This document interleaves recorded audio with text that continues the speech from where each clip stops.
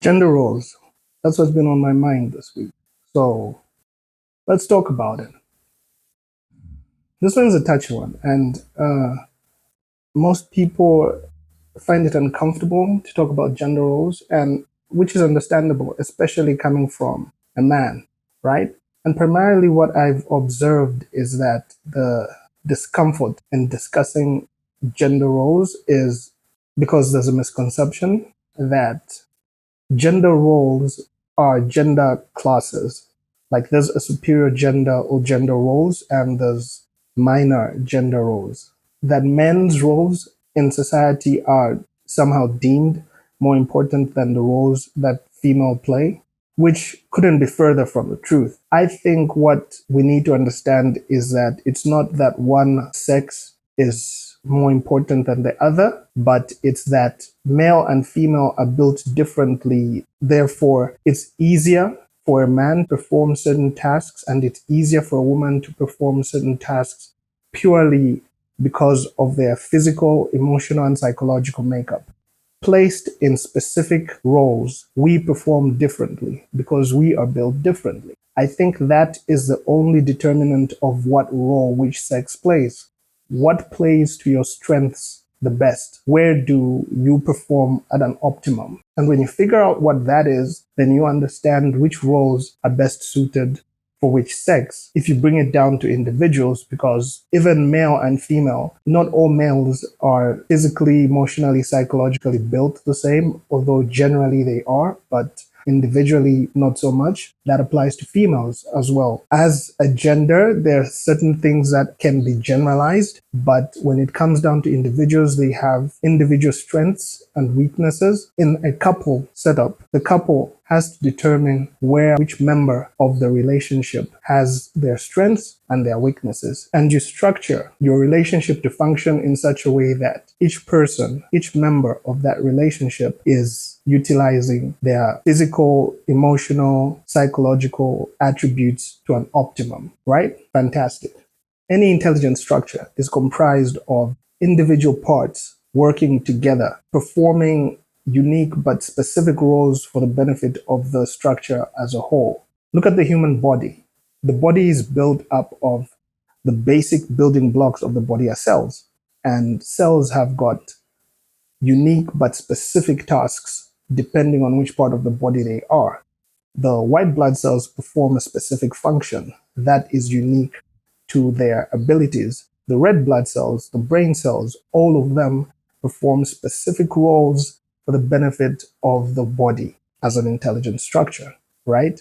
This applies to any intelligent structure, and the reverse is also true. When one part of an intelligent structure, for some reason, decides to function in a role of another part of the same structure, the entire structure falls apart. If, say, the white blood cells were to perform the role of the red blood cells and vice versa, the entire body would collapse. Not to say that the red blood cells are better than the white blood cells or vice versa, but because each cell, red or white, is built specifically to perform at an optimum in a specific role, right? They have attributes that make them best suited to perform a specific task, not better, just different.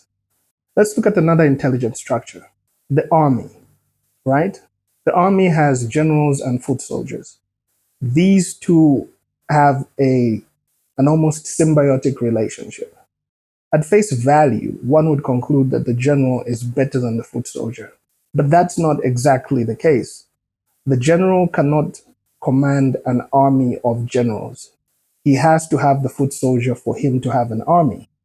The general has the experience and expertise and long-term intelligence of how armies work and how they interact with different types of enemies on different battlefields. So he's best suited for the role of leading the army because he understands through experience how to respond to specific questions the enemy asks on the battlefield. The foot soldier is young, agile, physically capable, and so those attributes make him best suited to perform at an optimum on the battlefield because he can withstand more physically. He can take more of a hit physically. He is not better than the general. He's just better suited for that role because of the physical attributes that he has that perform at an optimum in that specific role. So again, any intelligent structure has individual parts working together for the benefit of the structure. And these individual parts perform specific roles for the benefit of the structure as a whole.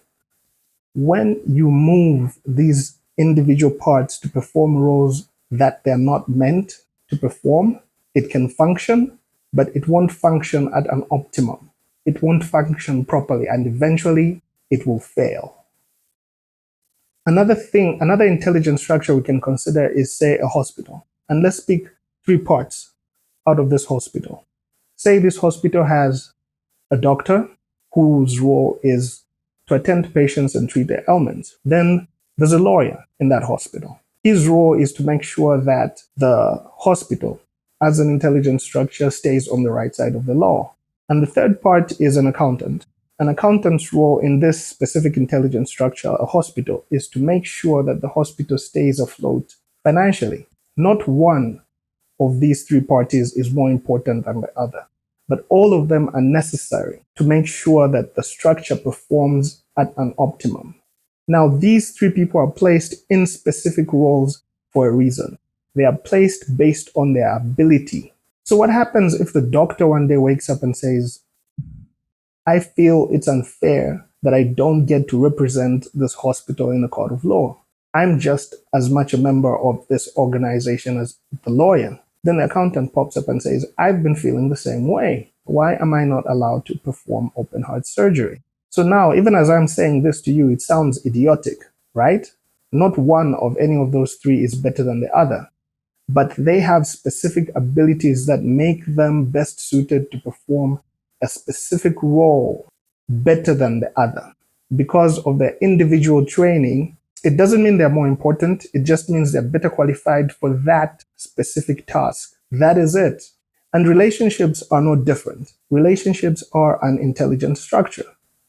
And any intelligent structure, as we've already determined, only works when each member performs its task.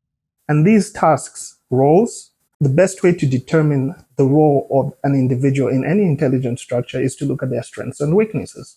So if this intelligent structure, which in this case is a relationship, is comprised of two individuals, the best way, I believe, in my very humble opinion, to determine who does what is to look at what strengths and weaknesses each member of the relationship or intelligent structure has. The two of you sit down and determine, what are you good at? Where do you shine the most? So you determine what attributes you have physically, emotionally, psychologically, that would make you perform at an optimum in a specific role. The second, as we've already discussed, the second you put yourself in a position where you cannot perform or you can't use your physical, emotional, or psychological abilities at their best, that intelligent structure, that relationship will crumble. But then you should also consider this. In relationships, there are limitations to roles, right? There's limitations in reality.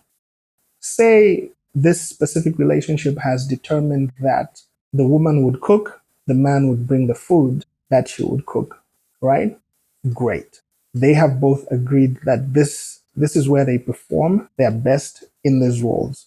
Now, in an event that, say, the man has a job that allows him to work from 9 to 5, right? And the woman also has a job that allows her to work from 9 to 5.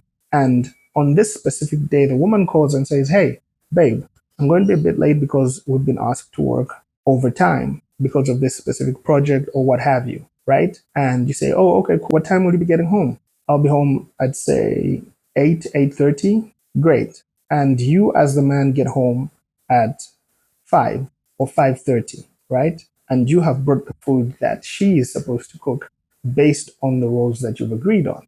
But she's only getting home 3 hours later.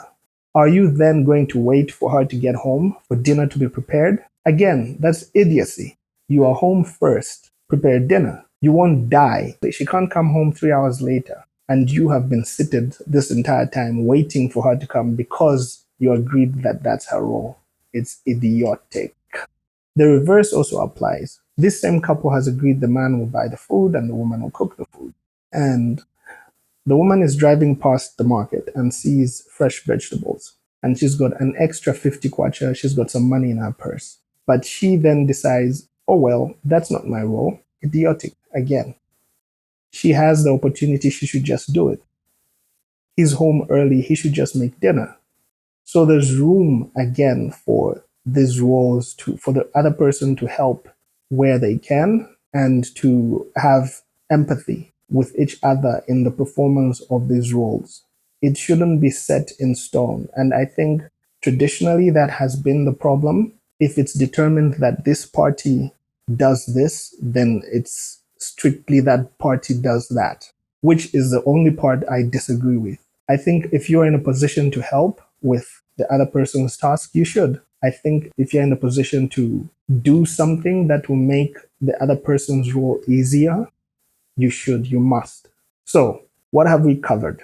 Relationships, like any intelligent structure, has individual parts working, performing unique but specific roles for the betterment of the entire structure. This does not in any way, shape, or form mean that some parts of this structure, or in this case, relationship, is more important than the other. But it does mean they perform better than the other party in certain tasks based on their abilities, physically, emotionally, psychologically. Not because they are better or more important, but because they are better suited for that role. All right?